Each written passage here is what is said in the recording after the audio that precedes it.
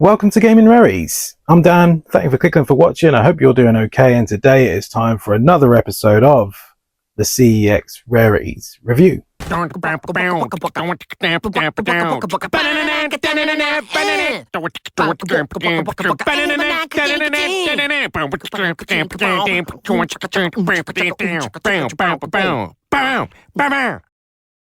So today we're visiting two new CEX stores. Well, one of them I've never been to before. That is Bangor or Bangor. I'm going to go for Bangor. No, Bangor. I'm going to say Bangor in Wales for the duration of this video. And the second one is Great Yarmouth. I have been to Great Yarmouth only once or twice before, but this time we gave it a review. So before we get into it today, I just want to draw your attention to the description down below, because there is now playlists for this series, the CEX Rarities review.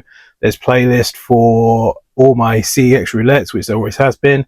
There's a playlist for the PS2 cardboard collection, and there will be a playlist for the brand new series, which the first episode was last week, which was the PS3 Steelbook Saga.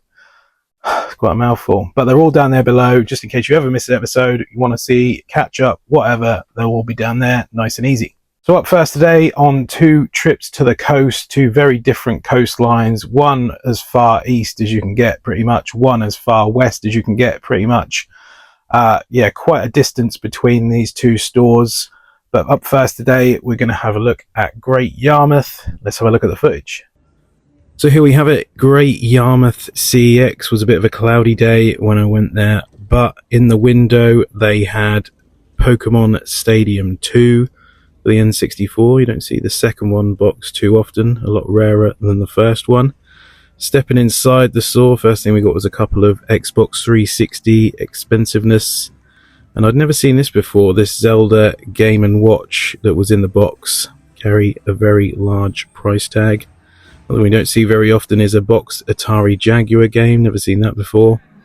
Now onto the shelves. First thing I found was this For Honor with a cardboard sleeve, but was definitely missing some sort of art book or something, so put that one back. And that seems to be quite a popular theme in this one, of cardboard sleeves but missing some sort of book to go with it. This Valkyria is a similar vibe, just a sleeve, but it definitely was missing an art book or something. The sleeve was very loose. Underneath it, first steelbook of the day was this Yakuza Like a Dragon for the PS4. Now, I am 99% sure that this should have come with an outer sleeve on it, so unfortunately I did leave it behind. Don't want to be taking them home if they're not complete. Dragon's Dogma there with a sleeve and a lenticular cover. Over to the Xbox 360 section, a very sun-damaged Kane and Lynch there with the extra sleeve. Staying in 360 land, Final Fantasy there with another sleeve. I'm pretty sure that's got a couple of different sleeves that you can get for that one. Into the PS3 section, Jericho, tin edition price though, so nothing cheap there and wasn't in the best condition. And you love to see PlayStation 2 cardboard wherever you go, but this was Shadow of Colossus, one I've obviously already got. And then over in the Xbox One section, hiding one deep in Mortal Kombat land, was this Mortal Kombat 11 Steelbook. Back to the other Dan. So that was Great Yarmouth. A pretty good store. I was actually quite impressed with the service at this store. We'll talk about that in a minute. You saw the footage, you saw what they had. Not a huge amount on the shelves in terms of the things I look for. A couple of rarities, as you saw, in the kind of retro side of things. But the big plus for this store was the staff. I cannot fault the staff member I had.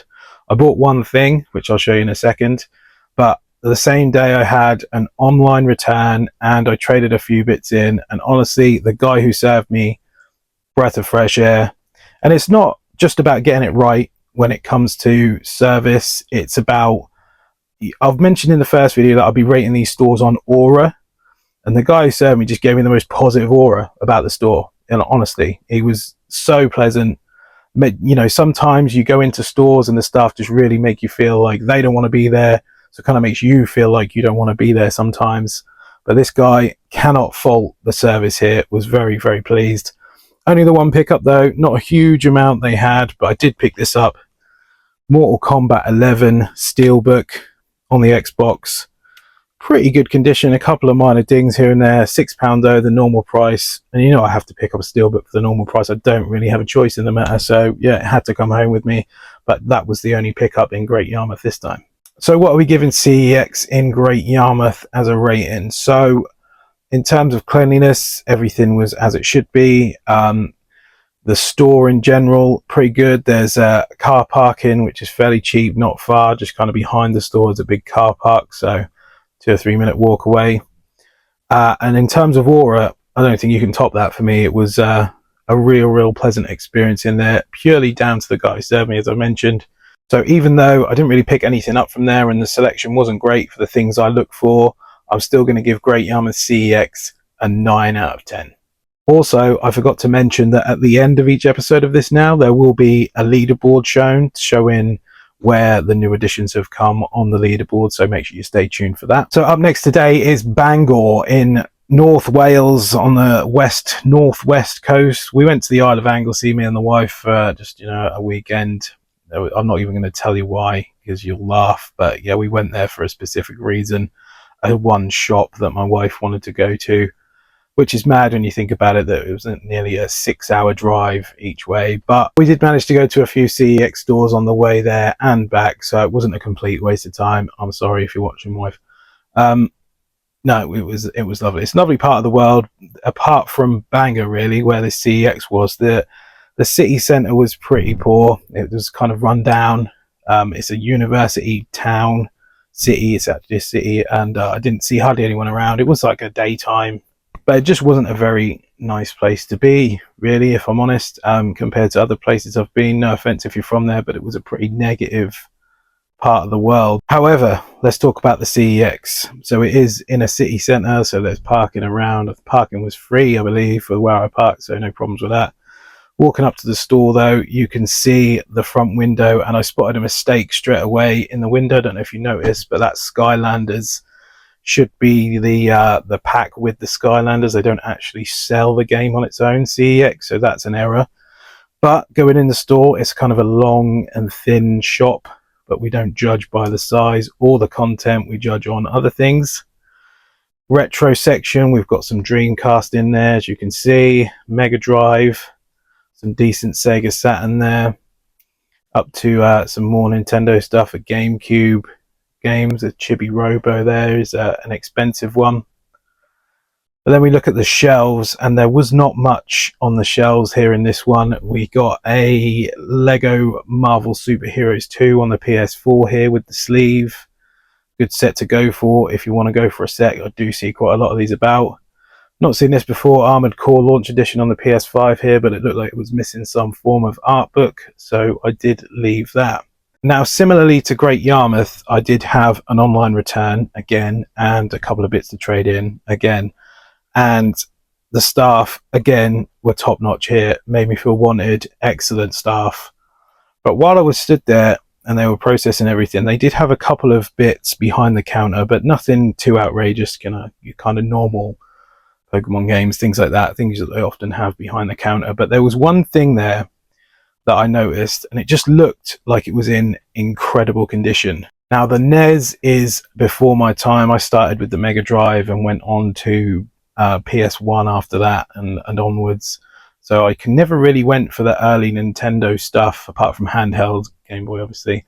But there was no NES or SNES for me in my youth, so I don't have a lot of nostalgia for it. But I know a good game when I see one condition wise. I know a real box due to all the cardboard behind me. I've dealt with fakes, so I know what I'm looking for when it comes to that.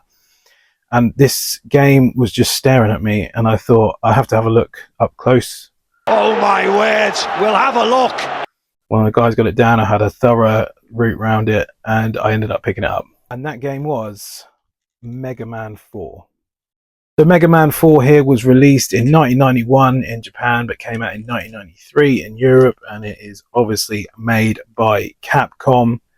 I am a massive fan of the Mega Man franchise when it comes to handhelds. I've got a large quantity of them on the Game Boy, but as I said, no NES or SNES. But when I saw this box, I had to have it because it is, as you're seeing now, in excellent condition, especially for its age. I love the fact it still had the Nintendo sticker on there. and the artwork was pristine. Now, it was no manual, which is a bit of a shame, but I can handle it when we talk about the prices. So this cost me £75 at CEX. It was the only one they had in stock, and they don't have the one with manual in stock either. Even now, this was at the time, but now they still don't have either in stock. With a manual, it's going to cost you £125. So that's a £50 manual for this game, which I know how the manual thing works. Basically, the ones with manual sell, and then when they go out of stock, the price goes up, but they keep selling because they have manuals. So I don't think you can really put too much thought into what they're essentially charging for a manual. It's just their system. It starts low. As you'll notice with the graded controllers recently, they started kind of £5 different, but as the grade A's will keep selling, they'll go up whilst the B will stay the same, and the C's will probably drop if they don't sell. That's how CEX works. It's all just an algorithm, really. But for £75, I was not leaving this behind. As again, it was a voucher I used, which I just traded traded some stuff in. So it was, it didn't cost me £75, but I had to have it. It's in awesome condition, but I don't really know what to do with it. I don't know whether to keep it. I don't know whether to sell it. I think I could get more than my £75 definitely. On eBay, the prices are a bit all over the place, but stuff like this is very condition dependent, and this is obviously a very good specimen. So I don't know, let me know what you'd do about this Mega Man 4, but honestly it is in excellent shape. So that was Bangor CEX in Wales. Not the best town in general, city, sorry, in general for me personally. Again, no offense, but the CEX was excellent. Can't fault the staff. Again, a tale of very, very good customer service, this time on the CEX Rarities review. So again, Bangor is going to get a 9 out of 10. So 2 very solid stores this time, and you can see that puts them joint second on the leaderboard.